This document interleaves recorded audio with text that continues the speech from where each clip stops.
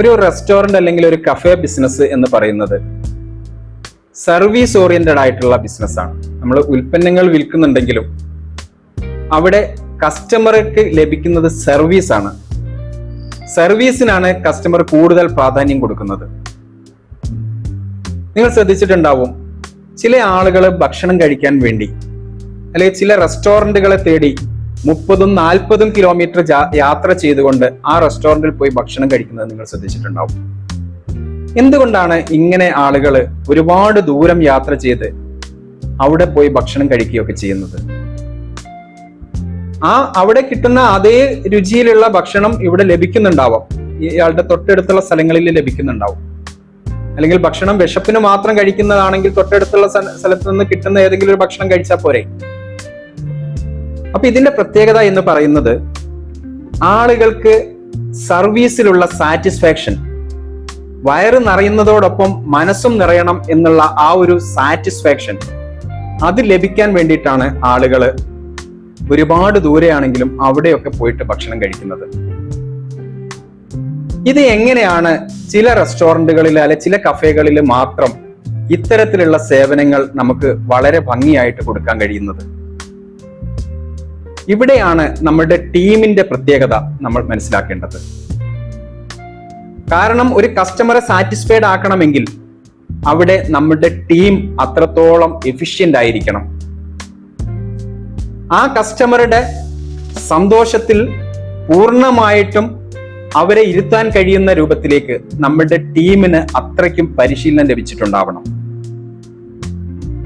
ആ കസ്റ്റമർ നമ്മുടെ റെസ്റ്റോറന്റിലേക്ക് കടന്നു വരുന്ന സമയം മുതൽ അവർ ആ ഭക്ഷണം കഴിച്ച് സാറ്റിസ്ഫൈഡ് ആയി തിരിച്ച് പോകുന്നത് വരെയുള്ള സമയം ഇവരെ ഒരു അതിഥിയായിട്ട് സൽക്കരിക്കാൻ കഴിയുന്ന രൂപത്തിൽ നമ്മുടെ ടീം മെമ്പേഴ്സ് മാറിയിരിക്കണം. അതിന് നമ്മുടെ ടീമിനുള്ളിൽ ഒരു കോർഡിനേഷൻ ഉണ്ടാവണം. നമ്മുടെ ടീമിനുള്ളിൽ ഒരു കോർഡിനേഷൻ ഇല്ല എങ്കിൽ ഇത്തരത്തിലുള്ള സേവനങ്ങൾ ഉപഭോക്താക്കൾക്ക് കൊടുക്കാൻ വേണ്ടിയിട്ട് നമുക്ക് കഴിയില്ല. അപ്പൊ ടീമിന് കൃത്യമായിട്ട് ഈ പരിശീലനം കൊടുക്കണമെങ്കിൽ നമ്മുടെ ടീം മെമ്പേഴ്സിലുള്ള ആളുകളെ നമുക്ക് തിരിച്ചറിയാൻ കഴിയണം.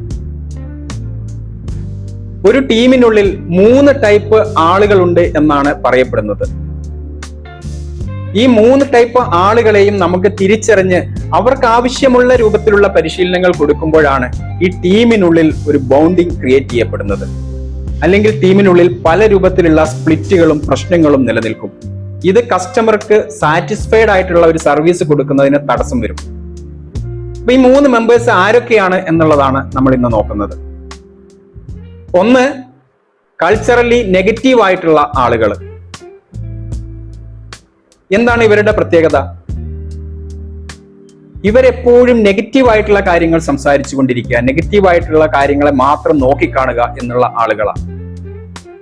നിങ്ങൾക്ക് ചിലപ്പോൾ നിങ്ങളുടെ ടീമിനുള്ളിൽ നിങ്ങൾ ഇത്തരത്തിലുള്ള ആളുകളെ കണ്ടിട്ടുണ്ടാവും, ഇല്ലേ?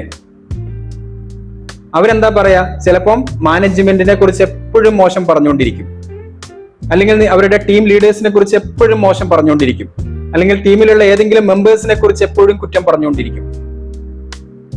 ഇവരൊക്കെ ഈ പറയുന്ന മാനേജ്മെന്റ് ആണെങ്കിലും ടീം ലീഡർ ആണെന്നുണ്ടെങ്കിലും ടീമിലെ ഈ മെമ്പർ ആണെന്നുണ്ടെങ്കിലും ഒക്കെ നല്ല കാര്യങ്ങൾ എന്ത് ചെയ്തിട്ടുണ്ടെങ്കിലും ആ നല്ല കാര്യങ്ങളെ നോക്കിക്കാണാൻ ഇവർ തയ്യാറാകില്ല. പകരം ഇവര് അതിലുള്ള ഏറ്റവും നെഗറ്റീവ് ആയിട്ടുള്ള കാര്യങ്ങൾ, എന്താണോ നെഗറ്റീവ് ആയിട്ടുള്ള പോയിന്റ് അതിലുള്ളത്, അതിനെ കണ്ടെത്തുകയും അതിനെ ഹൈലൈറ്റ് ചെയ്ത് സംസാരിക്കുകയും ചെയ്യുന്ന ആളുകളായിരിക്കും ഇവര്. കൂടാതെ ഇവർക്ക് മറ്റൊരു പ്രശ്നമുണ്ട്. ഇവര് 2 പേരെ നല്ല രൂപത്തിൽ ചേർന്ന് നിന്ന് പ്രവർത്തിച്ച് നല്ലൊരു ടീം ബിൽഡിങ്ങിലേക്ക് പോകുന്ന 2 പേരെ ഇവരെ കണ്ടു കഴിഞ്ഞാൽ ഇവരെ എങ്ങനെ ഇവരെ ഒന്ന് സ്പ്ലിറ്റ് ചെയ്യാം എന്നുള്ളതിനെ കുറിച്ച് വിദഗ്ധമായി പഠിക്കുന്ന ആളുകളായിരിക്കും ഇവര്. അല്ലെ? നിങ്ങൾക്ക് മനസ്സിലായിട്ടുണ്ടാവും അത്തരത്തിലുള്ള ആളുകളെ. നിങ്ങൾ കണ്ടിട്ടുണ്ടാവും, നിങ്ങളുടെ ടീമിലുണ്ടാവും, നിങ്ങളുടെ മറ്റുള്ള ചുറ്റുപാടുകളിലൊക്കെ ഉണ്ടാവും അത്തരത്തിലുള്ള ആളുകൾ. അപ്പൊ ഇത്തരത്തിലുള്ള ആളുകളെ നമ്മൾ കണ്ടെത്തുകയും അവരുടെ ഇത്തരത്തിലുള്ള പ്രവർത്തനങ്ങളെ, ആക്ടിവിറ്റികളെ മാറ്റിയെടുക്കുകയും ചെയ്തിട്ടില്ലെങ്കിൽ നിങ്ങളുടെ ടീമിന്റെ ഉള്ളിൽ എപ്പോഴും ഒരു വേർതിരിവുകൾ എപ്പോഴും നിലനിൽക്കും. ടീമിന് കൃത്യമായിട്ടുള്ള ഒരു കൾച്ചർ ബിൽഡ് ചെയ്ത് അതിനുള്ളിൽ ഒരു കോർഡിനേഷൻ കൊണ്ടുവരുവാൻ നിങ്ങൾക്ക് കഴിയാതെ വരും. എപ്പോഴും പ്രശ്നങ്ങളായിരിക്കും ടീമിനുള്ളിൽ. ആ പ്രശ്നങ്ങൾ നിങ്ങളുടെ കസ്റ്റമറുടെ സർവീസ് കൊടുക്കുന്നതിൽ നിങ്ങൾക്ക് നേരിടേണ്ടതായിട്ട് വരും, അല്ലെങ്കിൽ പ്രശ്നം നിങ്ങൾ അഭിമുഖീകരിക്കും. അപ്പൊ ഇത്തരത്തിലുള്ള ആളുകളെ കണ്ടെത്തി കഴിഞ്ഞാൽ ഇവർക്ക് കൃത്യമായിട്ട് പരിശീലനം കൊടുക്കാൻ കഴിയും നമുക്ക്. ഇവർ ഇത്തരത്തിലുള്ള പ്രശ്നങ്ങളെ നമുക്ക് അവരുടെ മൈൻഡ് സെറ്റിൽ നിന്ന് കൃത്യമായിട്ട് മാറ്റിയെടുക്കാൻ വേണ്ടി കഴിയും. എന്നിട്ട് അവരെ നല്ല രൂപത്തിൽ നമ്മുടെ ടീമിന്റെ ഉള്ളിലേക്ക് കൊണ്ടുവന്നു കഴിഞ്ഞാൽ അവർ ഇത്തരത്തിലുള്ള പ്രശ്നങ്ങളിൽ നിന്ന് മാറി നിൽക്കുകയും അവരെ കൃത്യമായിട്ട് നമ്മുടെ ടീമിന്റെ കോർഡിനേഷന് വേണ്ടി ഉപയോഗിക്കാനും കഴിയും. എന്നാൽ ചില ആളുകൾക്ക് ഇത്തരത്തിലുള്ള പ്രശ്നങ്ങളിൽ നിന്ന് മാറ്റിയെടുക്കാൻ വളരെ പ്രയാസമായിരിക്കും. അത്തരത്തിലുള്ള ആളുകളെ നമ്മൾ ടീമിൽ നിന്ന് മാറ്റി നിർത്തുക, നമ്മുടെ ബിസിനസ്സിൽ നിന്ന് തന്നെ മാറ്റി നിർത്തുക എന്നുള്ളതാണ് നമുക്ക് ചെയ്യാൻ കഴിയുക. രണ്ടാമത്തെ വിഭാഗം എന്ന് പറയുന്നത് കൾച്ചറലി ന്യൂട്രൽ ആയിട്ടുള്ള ആളുകളാണ്. ഇതും ഒരു പ്രശ്നമാണ്. നല്ലതിനും ഉണ്ടാവില്ല, ചീത്തയ്ക്കും ഉണ്ടാവില്ല.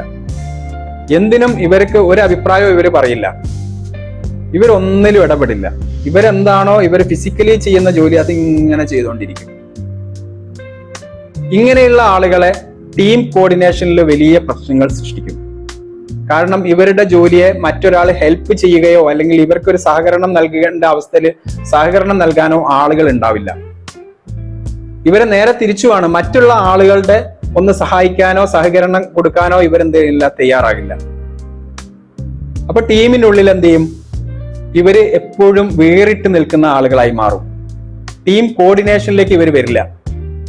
ഇവര് ചെയ്യുന്ന ജോലിയുമായിട്ട് ഇങ്ങനെ മുമ്പോട്ട് പോവുക എന്നുള്ളത് മാത്രമാണ്. ഇത് പല സമയത്തും നമുക്ക് നല്ല കസ്റ്റമർ സർവീസ് കൊടുക്കുന്നതിന് തടസ്സം സൃഷ്ടിക്കും. കാരണം ചില ജോലികളിൽ മറ്റുള്ള ജീവനക്കാരുടെ ഹെൽപ്പുകൾ ആവശ്യമായിട്ട് വരും, ഇല്ലേ? അങ്ങനെയുള്ള ഹെൽപ്പുകൾ ആവശ്യമായിട്ട് വരുമ്പോൾ ഈ പറയുന്ന ആളുകളുടെ ഹെൽപ്പ് അങ്ങോട്ടും കിട്ടില്ല, മറ്റുള്ള ആളുകളുടെ ഹെൽപ്പ് ഇങ്ങോട്ടും കിട്ടാത്ത അവസ്ഥയിൽ ഈ ഒരു ടീമിനുള്ളിൽ പ്രശ്നങ്ങൾ നിലനിൽക്കും. അപ്പൊ ഇത്തരത്തിലുള്ള ആളുകളെ കണ്ടെത്തി അവർക്ക് കൃത്യമായിട്ട് പരിശീലനം കൊടുത്തു കഴിഞ്ഞാൽ അവർ നല്ല പ്രൊഡക്റ്റീവായിട്ട് മാറുന്ന ആളുകളായിട്ട് മാറും. കോർഡിനേഷൻ ടീമിനുള്ളിൽ നല്ല സെറ്റ് ആവുന്ന ആളുകളാക്കി മാറ്റിക്കൊണ്ടുവരാൻ വേണ്ടി കഴിയും. മൂന്നാമത്തെ വിഭാഗമാണ് കൾച്ചറലി പോസിറ്റീവ് ആയിട്ടുള്ള ആളുകൾ. ഇവര് നമ്മുടെ ബിസിനസ്സിനെ റോക്കറ്റ് വേഗതയിൽ മുമ്പോട്ട് കൊണ്ടുപോകാൻ അത്രയ്ക്കും എനർജിയുള്ള ആളുകളായിരിക്കും. ഇവരെപ്പോഴും ടീം ലീഡേഴ്സിനെ കുറിച്ചും ടീം മെമ്പേഴ്സിനെ കുറിച്ചും മാനേജ്മെന്റിനെ കുറിച്ചും ഒക്കെ നല്ലത് മാത്രം സംസാരിച്ച് ടീമിനുള്ളിൽ എപ്പോഴും ഒരു കോർഡിനേഷൻ കൊണ്ടുവരാൻ വേണ്ടി പ്രവർത്തിക്കുന്ന ആളുകളായിരിക്കും ഇവര്. വളരെ അപൂർവമായിട്ടാണ് നമ്മൾ ഇത്തരത്തിലുള്ള ആളുകളെ കാണാറുള്ളത്. ഇവരെ നമുക്ക് കിട്ടിക്കഴിഞ്ഞാൽ ഇവരെ കൂടുതൽ എനർജൈസ് ചെയ്യുക എന്നുള്ളതും മറ്റുള്ള ടീം മെമ്പേഴ്സിനെ ഇവരിലേക്ക് ആകർഷിക്കാനുള്ള പ്രവർത്തനങ്ങൾ ചെയ്യുക എന്നുള്ളതും ഇവരുടെ പരിശീലനത്തിന്റെ ഭാഗമാക്കി കഴിഞ്ഞാൽ നമ്മുടെ ടീമിനുള്ളിൽ വളരെ നല്ല ബോണ്ടിങ് കൊണ്ടുവരുവാൻ വേണ്ടിയിട്ട് ഇവർ പ്രവർത്തിക്കും. അപ്പൊ ഈ 3 വിഭാഗം ആളുകളെയും തിരിച്ചറിയുകയും അവർക്ക് ആവശ്യമായിട്ടുള്ള പരിശീലനങ്ങൾ നൽകുകയും ചെയ്തു കഴിഞ്ഞാൽ നമുക്ക് നമ്മുടെ ബിസിനസ്സിലേക്ക് കടന്നു വരുന്ന കസ്റ്റമേഴ്സിന് നല്ല സർവീസ് കൊടുക്കാൻ വേണ്ടി നമുക്ക് കഴിയും. റെസ്റ്റോറന്റ് കഫേ ബിസിനസ്സുകളിലെ ടീമാണ് ഏറ്റവും പ്രധാനപ്പെട്ട ഘടകം. രണ്ടാമത്തെ ഭാഗം മാത്രമാണ് നമുക്ക് വരുന്നത് ഫുഡ് എന്ന് പറയുന്നത്. സർവീസിൽ നിങ്ങൾ ബെറ്റർ ആയി ചെയ്തു കഴിഞ്ഞാൽ നിങ്ങളുടെ ഫുഡിലുള്ള ചെറിയ പോരായ്മകളൊക്കെ അവിടെ പരിഹരിക്കപ്പെടും. അപ്പൊ നിങ്ങൾ ശ്രദ്ധിക്കേണ്ടത് നിങ്ങളുടെ ടീമിനെ നല്ല ബോണ്ടിങ്ങില് നല്ല കൾച്ചറിൽ വളർത്തിക്കൊണ്ടുവരുവാൻ വേണ്ടിയിട്ട് ശ്രമിക്കുക. അതിനാവശ്യമുള്ള പരിശീലനങ്ങൾ അവർക്ക് നൽകുക.